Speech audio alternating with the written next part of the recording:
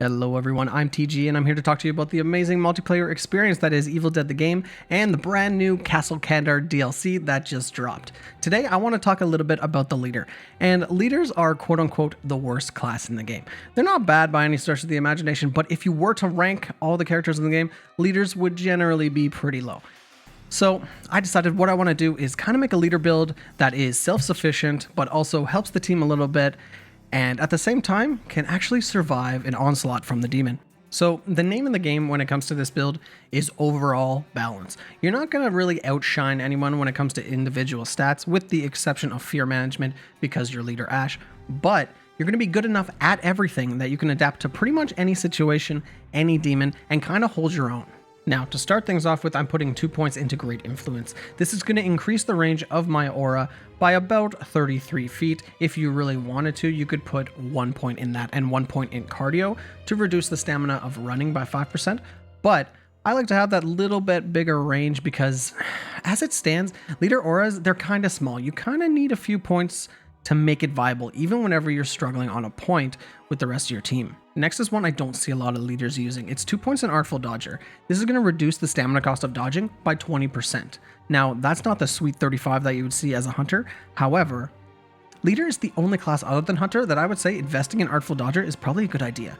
Because especially once you start investing some pink F into your stamina, you'll see that leaders can actually dodge quite a bit, and you would be surprised how much one extra dodge can really save you. Moving on, we of course have 3 points into Industrial Strength, which will increase our maximum health by 20%. Nothing big to say there, that is self-explanatory. And you'll notice we're actually going to forego altogether any Amulet upgrades because what we want to do is maximize our damage, both ranged and melee. So as you can see, all our points are going to be basically dumped down here. The only thing we're not completing is Stopping Power. We're just putting the 1 point in that, which will increase the balance bar damage from our ranged attacks by 10%. We're investing 4 points into Hollow Points, which is going to increase our overall range damage by a whopping 25%. That is a 1/4 increase. And of course, we're also going to be putting 3 points into Wig Splitter, which is going to increase the damage of our headshots by another 15% on top of that. Moving on, we're putting 3 points into Seeing Stars, which is going to increase the balance bar damage from your melee attacks by 25%. So that's another 1/4 increase, and that's going to pair nicely with Ash's ability, as you'll see later. We're then putting 4 points into Devastating Force, which will increase our overall melee damage by 15%. So not quite as big as our range damage, but that's okay, because we are also going to be pairing that with 3 points in the Last Word, which means the last hit of our combo is going to be increased by 50% damage. That is absolutely huge. Now, you might be thinking things look maybe a little bit wonky, but let me explain why I did what I did.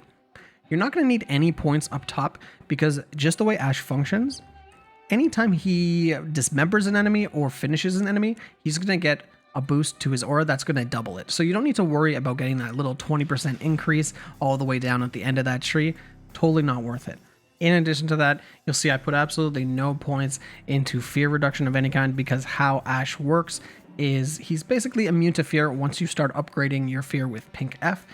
In fact, he gets to a place where whenever he gets demon dashed, he actually loses fear for whatever reason. So that's why we did that.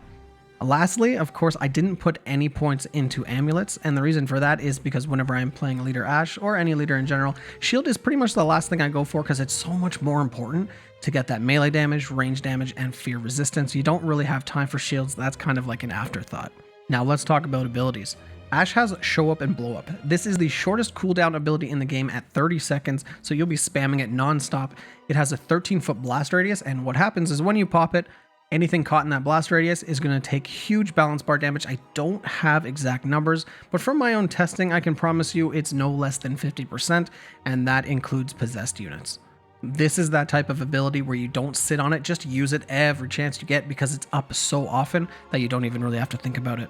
Moving on to Ash's aura, El Jefe, this is going to increase the damage done by all the allies around you by 10%, as well as increase their fear reduction by 20%. Not much to say about that. It is a solid aura, probably the best in the game unless you're going against something that really demands a lot of balance bar damage, then Annie's going to be your best bet.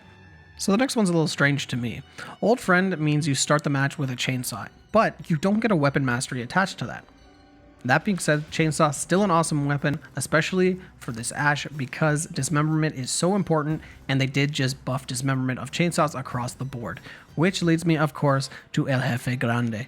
And this beautiful little ability doubles the effect of your aura anytime you kill an enemy with a finisher or dismember them. It is important to mention, if you don't kill the enemy with a finisher, that is if you're just doing a balance bar finisher, you're not going to get the effect, and the effect lasts about 5 seconds.